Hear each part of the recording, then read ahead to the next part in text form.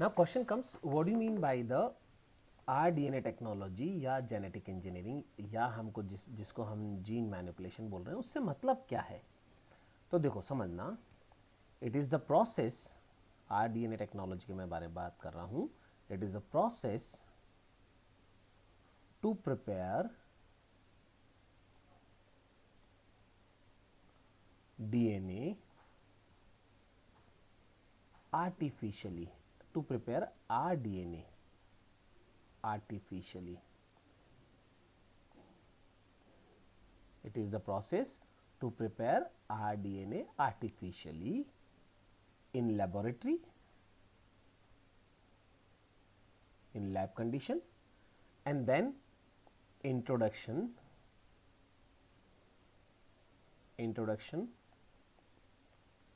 of this artificially synthesized RDNA into host cell, for what purpose? For the multiplication of it, for the multiplication. So if someone asks you the definition, then we say genetic engineering is a process to prepare RDNA artificially in laboratory and to introduce it in the host cell for the multiplication purpose. This complete process is what? This is the RDNA technology. तो देखो इसके अंदर क्या आ गए, keywords क्या आ गए? RDNA है ना, फिर कैसे बनाना, आर्टिफिशियली लेबोरेटरी में बनाना, फिर इसको होस्ट सेल के अंदर इंट्रोड्यूस करना, और होस्ट सेल में इंट्रोड्यूस किस लिए करना? For the multiplication. These are the 4 important points in the RDNA technology definition. तो ये 4 पॉइंट्स यहाँ पर आ जाएंगे. ओके, नाउ अब हम डिटेल्स में चलते हैं of the process of the RDNA. तो RDNA में सबसे मेन बात जो है, द टूल्स रिक्वायर्ड, बहुत इंपॉर्टेंट सेगमेंट है. बेसिकली चैप्टर का जो निचोड़ है वो यही है, tools required for RDNA technology. Remember, बहुत ही इंपॉर्टेंट सेगमेंट है ये, RDNA टेक्नोलॉजी. क्या क्या चाहिए? तो हम कहते हैं भाई RDNA टेक्नोलॉजी में जो टूल्स रिक्वायर्ड हैं उसमें सबसे पहली चीज़, the one which required is various type of the enzymes required होंगे. Okay, various type of the enzyme. Number 2 अगर हम यहाँ कहें तो दूसरी चीज़ जो यहाँ रिक्वायर्ड होगी that will be the cloning vector. Cloning vector माने हमारा जो RDNA है उसकी मल्टीपल कॉपीज़ बनाने के लिए जो होस्ट सेल चाहिए, that is what, that DNA जिसमें हम उस हमारे RDNA को डालेंगे, हमारे होस्ट डिज़ायरेबल DNA को जिस DNA में डाल के RDNA बनाएंगे, वो cloning vector. And then the third is competent host.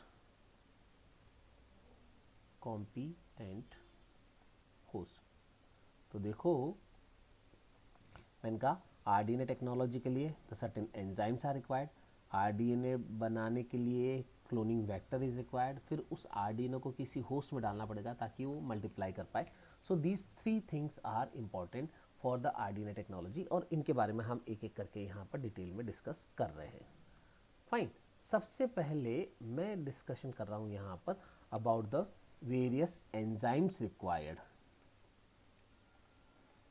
Enzymes required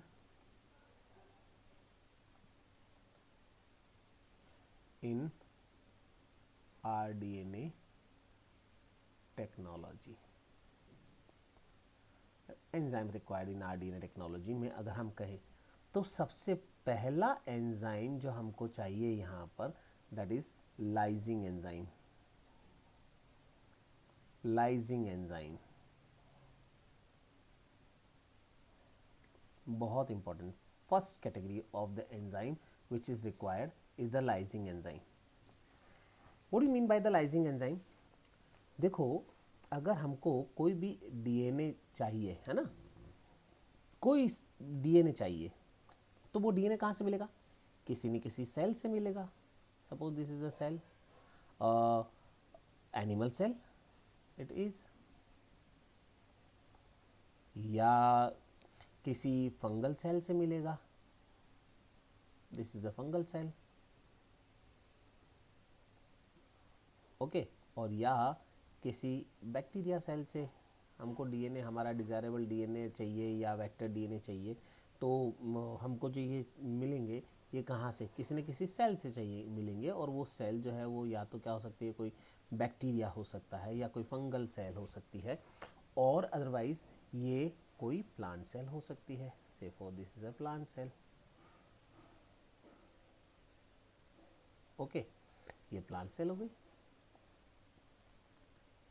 अब इनमें एनिमल सेल के अंदर ये यहाँ न्यूक्लियस के अंदर यहाँ डीएनए है, या फंगस सेल के अंदर भी न्यूक्लियस के अंदर डीएनए है. बैक्टीरिया में double stranded circular DNA is suspended in the cytoplasm, सीधा वहाँ है. प्लांट सेल के अंदर भी जो है न्यूक्लियस के अंदर डीएनए प्रेजेंट है. हमको यहाँ से अब डीएनए को एक्सट्रैक्ट करना है, डीएनए को निकालना है. ठीक है, तो सबसे पहली चीज़ मेरे को जो फर्स्ट एंजाइम्स चाहिए यहाँ पर फॉर द आरडीएनए टेक्नोलॉजी, वो क्या चाहिए, लाइजिंग एंजाइम चाहिए. क्यों? Because lysing enzymes are the enzyme which required to open up the cell from which we get DNA. इस सेल को, चाहे वो एनिमल सेल है, चाहे फंगल सेल है, चाहे बैक्टीरिया सेल है, चाहे प्लांट सेल है, इसमें से अगर मेरे को डीएनए लेना है तो सबसे पहली चीज़ है इनकी ये जो बाउंड्रीज हैं इनको डिसॉल्व करूं, और इनकी बाउंड्रीज को डिसॉल्व करके यहाँ से मैं जो है मेरा डीएनए जो मेरे को चाहिए वो लूँ यहाँ से. ठीक है, चाहे प्लांट सेल में से अगर मेरे को लेना है, चाहे एनिमल सेल में से लेना है, चाहे मेरे को बैक्टीरिया सेल में से लेना है, और चाहे मेरे को एक फंगल सेल में से लेना है. मेरे को अगर मेरा डीएनए चाहिए तो सबसे पहली चीज़ है इन सेल्स को ओपन अप करना पड़ेगा. And to open up, to dissolve the outer boundaries, हमको जो एंजाइम्स रिक्वायर्ड होते हैं, this enzymes are what, they are lysing enzymes. And remember, ये लाइजिंग एंजाइम जो है अलग अलग तरह के माइक्रोब्स के लिए अलग अलग हो सकते हैं. It can be different. हमको अलग अलग तरह के माइक्रोब्स के लिए यहाँ या सेल्स के लिए अलग अलग तरह के लाइजिंग एंजाइम रिक्वायर्ड होते हैं. जैसे अगर आपको बैक्टीरिया में से, अगर किसी बैक्टीरिया सेल में से, ये बैक्टीरिया सेल है, इसमें से आपको डीएनए निकालना है, then the enzyme which you required is lysozyme. Lysozyme enzyme याद करो, हमारे टीयर में, हमारे सलाइवा में there is an enzyme named as lysozyme. ठीक है, तो ये लाइसोजाइम एंजाइम जो है ये बैक्टीरिया की सेल वॉल को डिसॉल्व कर देता है. ठीक है, तो हमको बैक्टीरिया में से अगर डीएनए निकालना है तो लाइसोजाइम यूज करना पड़ेगा. एज वेल एज अगर हमको ह्यूमन सेल या किसी एनिमल सेल में से भी अगर एंजाइम कोई हमारे को डीएनए निकालना है, तो हमको जो एंजाइम यहाँ पर काम में लेना होगा, that is what, that is lysozyme. हमको यहाँ पर भी लाइसोजाइम एंजाइम काम में लेना पड़ेगा. तो remember, for animal cell and for fungal cell, the enzyme which is required is what, that is for the animal cell and for the bacterial cell, the enzyme which is required is lysozyme. अब fungus की जो cell wall होती है, वो fungus की cell wall किससे बनी होती है, काइटिन की. तो इसकी सेल वॉल को डिसॉल्व करने के लिए the enzyme which is required here is chitinase. क्योंकि काइटिन की बनी हुई है सेल वॉल, तो सेल वॉल को डिसॉल्व करना पड़ेगा, तभी तो हमको एंजाइम मिलेगा भाई. तो यहाँ काइटिनेज एंजाइम है जो कि काइटिन को डाइजेस्ट कर सकता है, डिसॉल्व कर सकता है, and that's why the chitinase is the lysozyme enzyme which required. Now question comes, sir plant cell के अंदर क्या? तो प्लांट सेल के बारे में हमको पता है कि प्लांट सेल जो होती है सेलुलोज की बनी हुई है सेल वॉल, और सेलुलोज की बनी हुई है अगर सेल वॉल, तो इस सेलुलोज की बनी हुई सेल वॉल को डिसॉल्व करने के लिए हमको क्या चाहिए, we need cellulase and pectinase enzyme. ठीक है, तो डिफरेंट सेल से हमको हमारा डीएनए ऑब्टेन करने के लिए सबसे पहली चीज जो करनी पड़ेगी, हमको उन सेल्स को ओपन अप करना पड़ेगा, so that we can obtain the DNA from them. and to open up the cells different type of lysing enzymes are used. If it is animal cell or the bacterial cell, then same type of the enzyme is used, and that is the lysozyme. But if it is a fungal cell which is having the cell wall made up of the chitin, then the enzyme is required chitinase. And if the cell is the plant cell, then to dissolve the cell wall, the enzyme required are cellulase and pectinase. I think this thing is clear to you. Draw the diagram. In short, you can by this diagram you can understand the concept. Okay.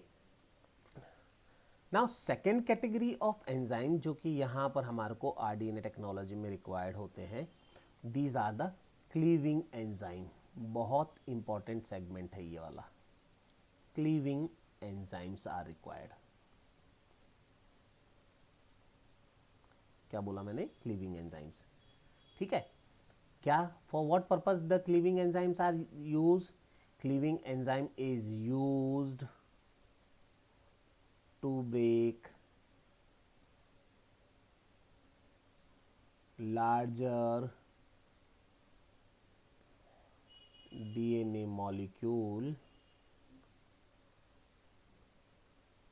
into smaller fragments.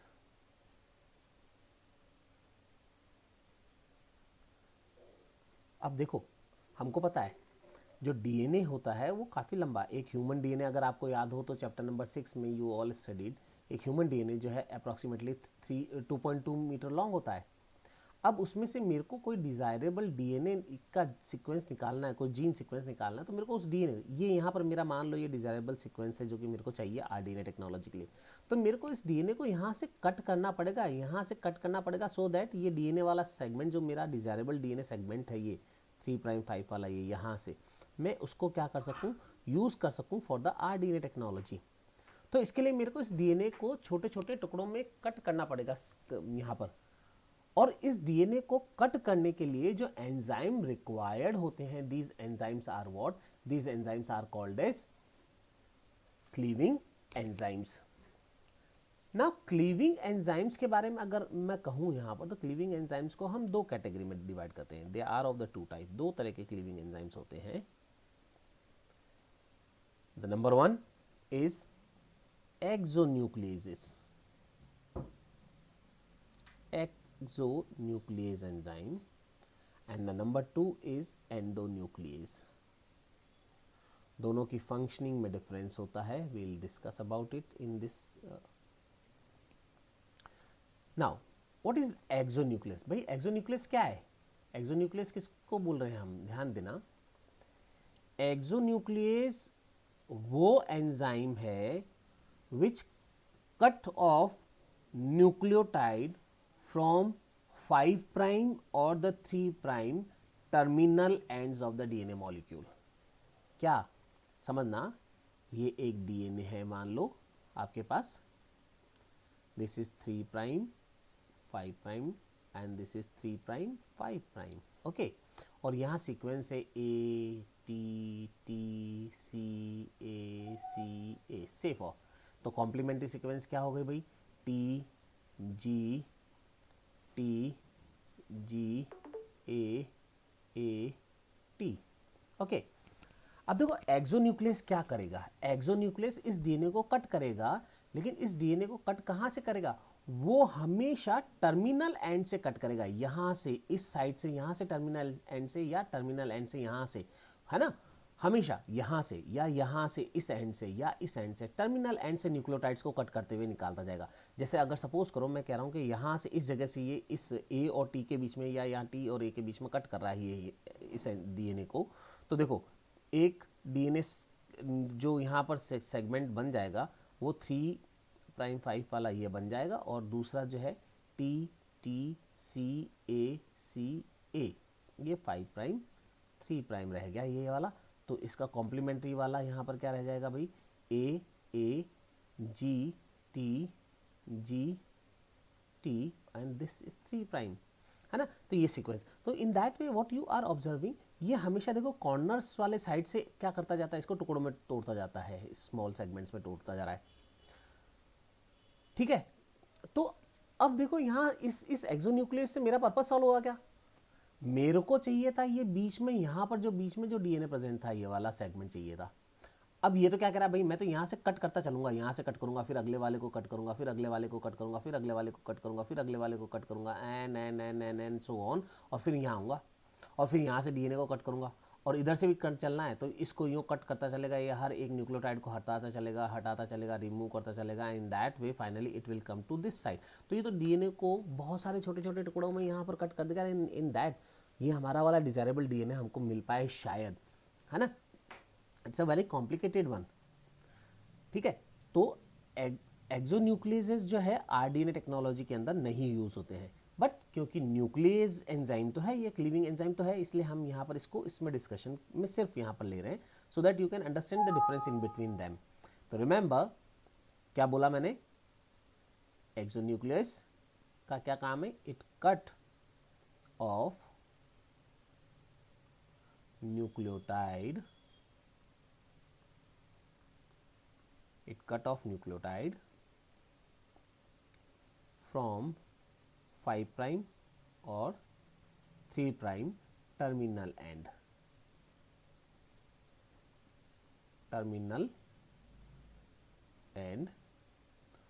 of DNA molecule, ठीक है। हमेशा terminal and से ये क्या करता जाएगा, वहाँ DNA के अंदर उसको कट करता जाएगा, उसको रिमूव करता जाएगा, तो छोटे छोटे टुकड़े कई सारे बन जाएंगे। But when we talk about the endonuclease, then endonuclease is what. अगर मेरे से कोई कहे भाई what do you mean by the endonuclease enzyme, तो endonuclease enzyme is an enzyme which cut, which cleave DNA duplex, DNA duplex ही होता है हमेशा, ध्यान है अपन को, DNA duplex at any point except the terminal point, except the terminal point. भाई टर्मिनल पॉइंट्स पे जो वहाँ पर वो कर रहा था एक्सोन्यूक्लियस, एक्सोन्यूक्लियस क्या कर रहा था, टर्मिनल एंड से यहाँ से कट कर रहा था, देखो यहाँ से कट कर रहा था, यहाँ से कट कर रहा था, from here and from here, यहाँ से ये कट करता जा रहा था हर बार, है ना। एंडोन्यूक्लियस कह रहा है भैया मैं बाहर वाले इन कॉर्नर वालों को छोड़ के अंदर से कहीं से भी कट कर सकता हूँ, आपको जहाँ से चाहिए वो बताओ मेरे को। तो एंडोन्यूक्लियस टर्मिनल एंड्स पे से न्यूक्लियोटाइड्स को कट करने के बजाय अंदर से कट करता है, और इसी एंडोन्यूक्लियस के अंदर बेसिकली एक टाइप हम यहां पर कहते हैं, and that type is restriction endonuclease.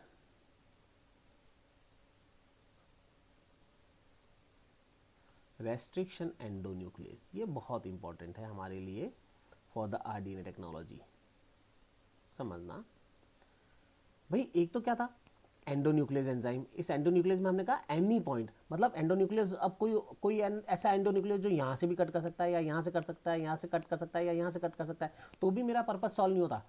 अगर कोई एंडोन्यूक्लियस कहता भाई चलो अच्छा तुम यहाँ से नहीं चाह रहे हो, ठीक है यहाँ से नहीं करूँगा, लेकिन यहाँ से काट दूंगा, यहाँ या यहाँ से काट दूंगा, या यहाँ से कट कर दूंगा, या यहाँ से कट कर दूंगा, या यहाँ से कट कर दूंगा इस डीएनए को, तो भी मेरा पर्पस सॉल्व नहीं हुआ। मेरा डिजायरेबल डीएनए तो ये वाला था विच आई वॉन्ट टू ऑप्ट, तो वो तो मिला ही नहीं मेरे को अभी भी। तो मेरे को क्या चाहिए, I need a specific enzyme जो इस डीएनए के को यहां से कट करे, इन साइड्स में से यहां से कट करे, और बस इस डीएनए को मेरे को निकाल के दे दे यहां से, और ये बाकी का डीएनए पूरा का पूरा ये ऐसा क्यों रह जाए यहाँ पर।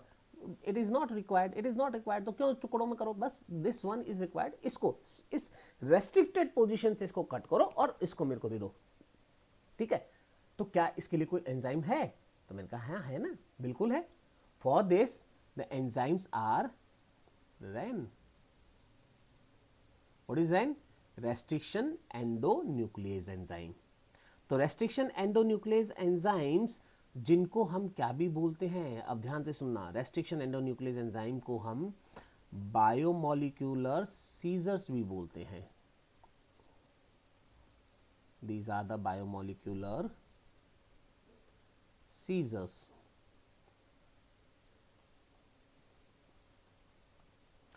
इनको हम केमिकल स्कैल्पल्स भी बोलते हैं। These are the chemical scalpels. Okay, chemical scalpels भी बोलते हैं। क्या करते हैं ये? तो हम कहते हैं भाई ये बायोमोलिक्यूलर सीजर्स या केमिकल स्कैल्पर्स जो हैं ये they cut the DNA duplex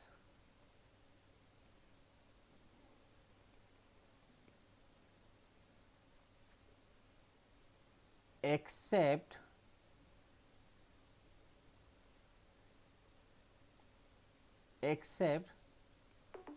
the terminal end, पहली बात तो except the terminal end from a specific, ये बहुत खास बात, from a specific palindromic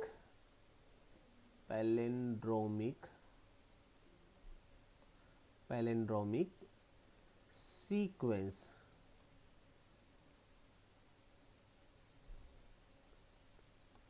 ध्यान से सुनना मेरी बात को। हमने कहा रेस्ट्रिक्शन एंडोन्यूक्लियस, पहली चीज तो टर्मिनल वाले एंड्स पे नहीं कट करेगा न्यूक्लियोटाइड को, ये अंदर से कट करेगा। और अंदर से भी कहाँ कट करेगा? हर रेस्ट्रिक्शन एंडोन्यूक्लियस के लिए कोई एक खास पैलेंड्रोमिक सीक्वेंस होती है, जिस पैलेंड्रोमिक सीक्वेंस को वो रेस्ट्रिक्शन एंडोन्यूक्लियस आइडेंटिफाई करता है और उस डीएनए को वहां से ही कट करेगा। Now question comes, sir palindromic sequence से क्या मतलब है? तो पहले पैलेंड्रोमिक सीक्वेंस समझ लो। आप अगर हिंदी का एक वर्ड देखो सरस, ठीक है, इधर से पढ़ो इसको या इधर से रीड करो, same. Dalda, right to left और left to right, same. Right to left और left to right, same. Similarly the one English word Malayalam,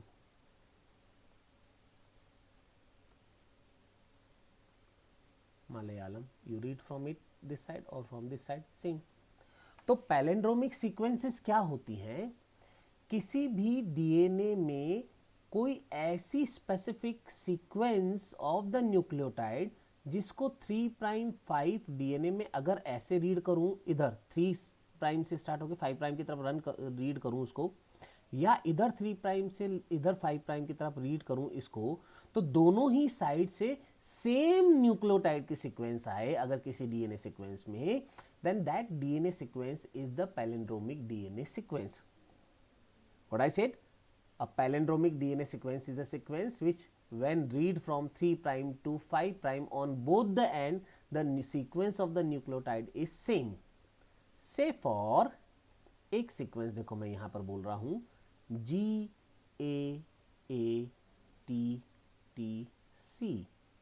3 prime 5। अब we know complementary sequence for it, G के सामने क्या होगा, C के सामने क्या होगा G, A के सामने, T के सामने A, then T and then G के सामने क्या होगा C, in this way। ठीक है, now read it from 3 prime 5 अगर इधर रीड करें हम तो GAATTC and from here also read it GAATTC। this is a palindromic sequence like CCGG 3 prime 5 or here also 3 prime 5 then CCGG, this is a palindromic sequence।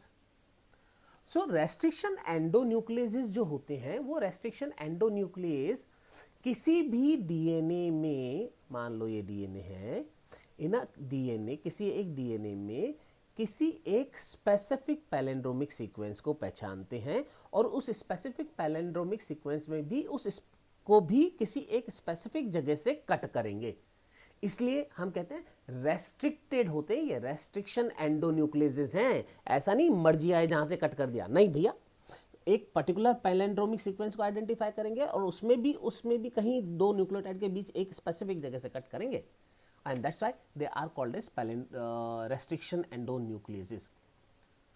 अब restriction endonuclease के बारे में अगर मैं यहां पर बात करूं तो अभी तक totally more than 900 type of restriction endonucleases we already have been discovered, हम discovered कर चुके हैं. And another thing, restriction endonucleases are found only in prokaryotes. खास बात prokaryotes में होते हैं. In prokaryotes restriction endonucleases absent होते हैं इन यूकैरियोट्स. यूकैरियोट्स के अंदर नहीं है ये. प्रोकैरियोट्स में उनकी एक डिफेंसिव मैकेनिज्म का हिस्सा होता है. डिफेंसिव मैकेनिज्म का हिस्सा होता है. हाँ, हमने इस प्रॉपर्टी को पता किया तो उसके बाद हमने इसको हमारी आरडीएनए टेक्नोलॉजी के अंदर हमने यूज़ करना शुरू किया इस रेस्ट्रिक्शन एंडोन्यूक्लियस को. बट अदरवाइज प्रोकैरियोट्स में मिलते हैं ये रेस्ट्रिक्शन एंडोन्यूक्लियस, और किस में नहीं मिलते? यूकैरियोट्स में नहीं होते हैं. पहली बात. कितने तरह के? More than 900 type of restriction endonuclease हम अभी तक डिस्कवर कर चुके हैं. नाउ रेस्ट्रिक्शन एंडोन्यूक्लियस को खुद को भी हम दो कैटेगरी में कैटेगराइज कर सकते हैं. The restriction endonuclease which produces blunt ends. जब वो किसी डीएनए को किसी पर्टिकुलर सीक्वेंस से कट करते हैं, किसी पर्टिकुलर सीक्वेंस से, रेस्ट्रिक्शन पैलिंड्रोमिक सीक्वेंस से कट करते हैं, तो वहाँ ब्लंट एंड्स प्रोड्यूस करें, वो वाले ग्रुप नंबर 1. और वो रेस्ट्रिक्शन एंडोन्यूक्लियस जो क्या प्रोड्यूस करें? स्टिकी एंड्स प्रोड्यूस करें. अब नहीं समझ में आया होगा मेरे हिसाब से, वर्ड से ये चीज़ समझ में नहीं आई होगी सर इससे क्या मतलब है ब्लंट एंड और स्टिकी एंड से. पहले मैं इनकी डेफिनेशन लिख दूँ and then will discuss about it. हम बात करेंगे इनके बारे में. देखो बेटा, ब्लंट एंड से कट करने वाले मतलब डीएनए जो रेस्ट्रिक्शन एंडोन्यूक्लियस होते हैं, अगर हम इनके बारे में कहें तो ये क्या करते हैं? This type of restriction endonuclease, this type of REN restriction endonuclease cut both the DNA strand, both the DNA strand at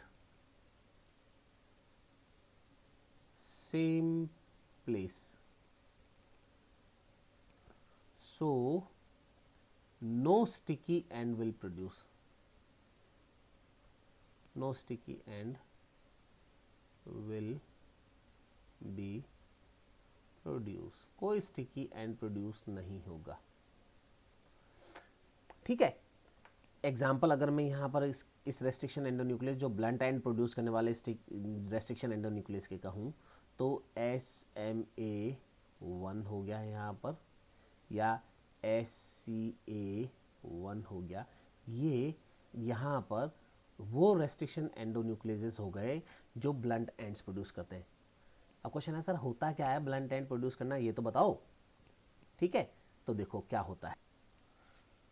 देखो ब्लंट एंड प्रोड्यूस करने वाले कुछ और एंजाइम्स के एग्जांपल अगर मैं लिखूं यहाँ पर, ALU1 है या HIND2 है. These are certain enzymes restriction endonuclease जो ब्लंट एंड प्रोड्यूस करते हैं. अब देखो मैं एक एग्जांपल लेता हूँ यहाँ पर ऑफ ALU फर्स्ट. ये एक ब्लंट एंड प्रोड्यूस करने वाला एंजाइम रेस्ट्रिक्शन एंडोन्यूक्लियस है. अब देखो कैसे, ये डीएनए की AGCT सीक्वेंस को रीड करता है. अब देखो अगर इधर से भी अगर आप रीड करोगे तो देखो AGCT हो गया या नहीं हो गया. ये 5 प्राइम 3 एंड 3 प्राइम 3. हमेशा किसी भी डीएनए में, ये कोई एक डीएनए सीक्वेंस है, ये डीएनए है ना, तो इस डीएनए में और कुछ भी हो, लेकिन जहाँ पर कहीं पर भी AGCT अगर सीक्वेंस हो, AGCT सीक्वेंस हो, और आपको अगर इस डीएनए को यहाँ इस AGCT पैलिंड्रोमिक सीक्वेंस से, इस पैलिंड्रोमिक सीक्वेंस से अगर कट करना हो इस डीएनए को, तो इसको यहाँ से कट करने के लिए आपको जो एंजाइम चाहिए दैट इज ALU1. इसकी हेल्प से आप इसको क्या कर सकते हो, यहाँ से कट कर सकते हो. नाउ खास बात क्या है, मैंने कहा ये ब्लंट एंड प्रोड्यूस करने वाला एंजाइम है, ब्लंट एंड प्रोड्यूस करने वाला एंजाइम है, कैसे? अब आपसे क्वेश्चन आया भाई कैसे आप, हाउ कैन यू से कि ये ब्लंट एंड प्रोड्यूस करने वाला है? तो पहली चीज़ तो ये किसी भी डीएनए में इस सीक्वेंस को पहचानता है जहाँ ये सीक्वेंस प्रेजेंट हो, and the another thing is कि इस सीक्वेंस को पहचानने के बाद हमेशा ये जो डीएनए को कट करेगा वो जी और सी के बीच में से कट करेगा। ये देखो यहाँ से इस जी और सी के बीच में से यहाँ से कट करेगा हमेशा इस डीएनए को। तो अगर ये डीएनए कट हो रहा है तो देखो कैसे कट होगा, यूँ ऐसे कट हो जाएगा, ये दो टुकड़ों में कट हो जाएगा जब, तो ए जी टी सी और यहाँ सी टी और यहाँ जी ए। अब देखो ये कैसे एंड हो गए, ब्लंट एंड्स हो गए, इनके एंड पे कोई स्टिकी एंड ऐसा नहीं बना, इस तरह का स्टिकी एंड नहीं बना, कोई एक single stranded chain of nucleotide नहीं बनी जैसा मैं यहाँ समझाने के लिए बना रहा हूँ। इस तरह की कोई सिंगल स्ट्रैंडेड न्यूक्लियोटाइड चेन नहीं बनी, दोनों के दोनों जो है डबल स्ट्रैंडेड चेन ही बन रही है, तो नॉन स्टिकी कंडीशन है ये। और इस तरह के रेस्ट्रिक्शन एंडोन्यूक्लियसिस को जो ब्लंट एंड प्रोड्यूस करते हैं हम उनको प्रिफर नहीं करते हैं for the DNA technology. We prefer those restriction endonucleases जो क्या प्रोड्यूस करते हो, जो स्टिकी एंड प्रोड्यूस करते हो। क्यों? क्योंकि स्टिकी एंड्स को जोड़ना कंपैरेटिवली आसान होता है। तो स्टिकी एंड से मतलब यहाँ पर क्या है, द रेन और restriction endonuclease which cut both the DNA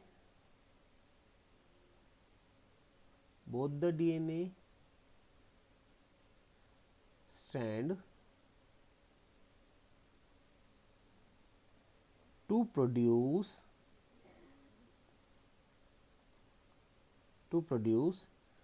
sticky ends,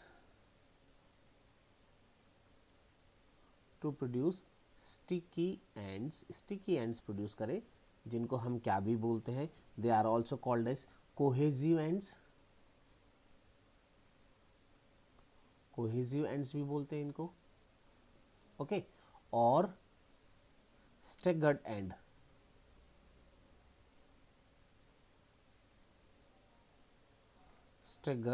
ends, ठीक है। तो कोहेजिव एंड्स या स्टेगर एंड या स्टिकी एंड प्रोड्यूस करे अगर कोई एंजाइम, तो वो कहलाते हैं रेस्ट्रिक्शन एंडोन्यूक्लियस जो कि स्टिकी एंड प्रोड्यूस करने वाले हैं। एग्जाम्पल्स अगर हम यहाँ पर इनके बात करें, क्योंकि यही हैं जो हमारे काम आते हैं, मेनली यहाँ काम आते हैं डीएनए टेक्नोलॉजी के अंदर, तो हम यहाँ कहें इको R1 है, इको R2 है, हिंड 3 है, बैम HI है, HA1 है, ठीक है। These are the certain examples of the restriction endonucleases जो कि स्टिकी एंड प्रोड्यूस करते हैं। अब मैं इको R1 का एग्जाम्पल लेता हूं, देखो यहां पर इको R1 मैंने कहा एक ऐसा रेस्ट्रिक्शन एंडोन्यूक्लियस है जो कि स्टिकी एंड प्रोड्यूस करता है। कैसे करता है? किसी भी डीएनए में अगर ये डीएनए सीक्वेंस है और उसमें 3'5 में अगर कहीं पर ये सीक्वेंस हो GAATTC और ये चल रहा है और ये 5', यहाँ से अगर कहें तो GAATTC और ये 5', तो हमेशा किसी भी डीएनए के अंदर ये इको R1 जो है ये इस पैलेंड्रोमिक सीक्वेंस को आइडेंटिफाई करता है। पहली बात, सबसे पहली बात, कहीं पर भी अगर डीएनए को अगर मेरे को कट करना है किसी डिजायरेबल सीक्वेंस से, तो इको R1 को यूज़ करते हुए, तो उसके अंदर ये GAATTC वाली सीक्वेंस पे से ही ये उसको कट करेगा, और उसमें भी ये आइडेंटिफाई करता है G और A के बीच, यहाँ से कट करेगा, यहाँ से इस न्यूक्लियोटाइड को कट करेगा, यहाँ से ये कट करेगा, एंड रिजल्टेंट जो डीएनए बनेगा, देखो वो क्या बनेगा, इसमें इस केस में दोनों ही जब डीएनए कट हुए तो उसके बाद जो डीएनए बनेंगे, देखो उनमें स्टिकी एंड्स बनेंगे टर्मिनल एंड पे, देखना ये G, ये C, ठीक है, और ये TTAA, ये देखो यहाँ पर, और ये इसके साथ ये डीएनए चल रहा पूरा, तो देखो ये वाला जो डीएनए का सेगमेंट बना इस पे देखो ये यहाँ पर ये सिंगल स्ट्रैंडेड चेन बन गई यहाँ पर और ये स्टिकी एंड बन गया। सिमिलरली ये ऊपर वाला जो कट हुआ उसमें देखना वहाँ पर क्या हुआ, यहाँ पर A T T C N G ये 5 प्राइम 3 वाला ये सेगमेंट बना। तो देखो इसमें भी ये स्टिकी एंड बन गया भाई, ये देखो ये स्टिकी एंड बन गया दिस वन। तो ये देखो यहाँ ये स्टिकी एंड और यहाँ ये स्टिकी एंड बन गए। तो these sticky ends are cohesive ends, ये किसी डीएनए को एक डीएनए को किसी दूसरे डीएनए से जोड़ने में कनेक्ट करने में बड़ी आसानी से कनेक्ट कर सकते हैं। तो इसलिए हम इनको क्या कहते हैं कि ये स्टिकी एंड प्रोड्यूस करने वाले जो रेस्ट्रिक्शन एंडोन्यूक्लियस होते हैं दे आर मच बेटर, वो ज़्यादा सही होते हैं फॉर आर डीएनए टेक्नोलॉजी। अब क्वेश्चन आया सर ये SMA जो आपने कहा यहाँ पर या यहाँ इको R1 कहा या ये इको R2 कहा, ये क्या है, व्हाट इज इट, ये नेम कैसे दिए, इनका नॉमनक्लेचर कैसे किया गया, रेस्ट्रिक्शन एंडोन्यूक्लियस का जो नॉमनक्लेचर है वो कैसे हुआ, मतलब नाम कैसे दिए गए इनको। तो पहली चीज तो एक बात ध्यान रखना, रेस्ट्रिक्शन एंडोन्यूक्लियस के बारे में अगर आपसे कहे तो फर्स्ट रेस्ट्रिक्शन एंडोन्यूक्लियस जो ढूंढा गया था, ठीक है, दैट वाज हिंड सेकेंड, ठीक है। First restriction endonuclease was which discovered was hind second and it was discovered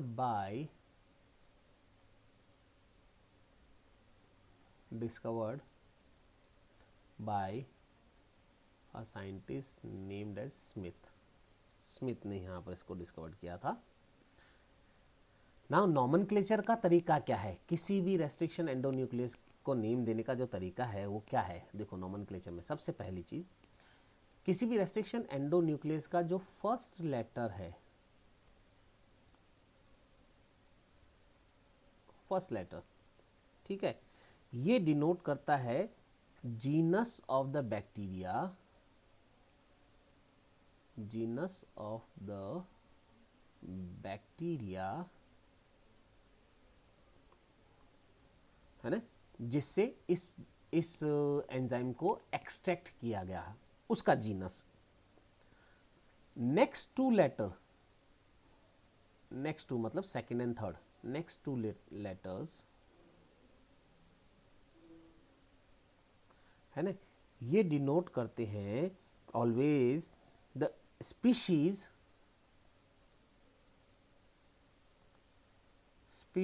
of the bacteria जिसमें से ये आइसोलेट किया गया, उस जीनस में से कौन सी स्पीशीज जिससे ये इसको आइसोलेट किया गया। अच्छा, फर्स्ट लेटर हमेशा कैपिटल में लिखा जाएगा जो जीनस को रिप्रेजेंट कर रहा है, एंड सेकंड थर्ड जो दोनों लेटर हैं, सेकंड एंड थर्ड, ये हमेशा स्मॉल लेटर में होंगे, this will be the small letter, है ना, ये स्मॉल लेटर में लिखे जाएंगे। और उसके बाद अगर हम कहें तो जो फोर्थ लेटर है, फोर्थ लेटर, वो फोर्थ लेटर बैक्टीरिया के स्ट्रेन को डिनोट करता है कि कौन से स्ट्रेन से उसको निकाला गया, बैक्टीरियल स्ट्रेन, कौन से स्ट्रेन से, मतलब उस जीनस की स्पीशीज के कौन से स्ट्रेन से निकाला गया है वो उसको वहां पर, तो वो स्ट्रेन को रिप्रेजेंट करता है। And the another next last जो है, जो ये रोमन नंबर लिखे होते हैं उसमें, ये रोमन नंबर जो है ना, ये रोमन नंबर्स जो हैं ये इंडिकेट करते हैं, indicates number in which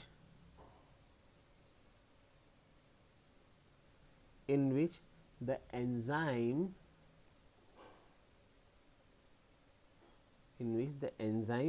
was isolated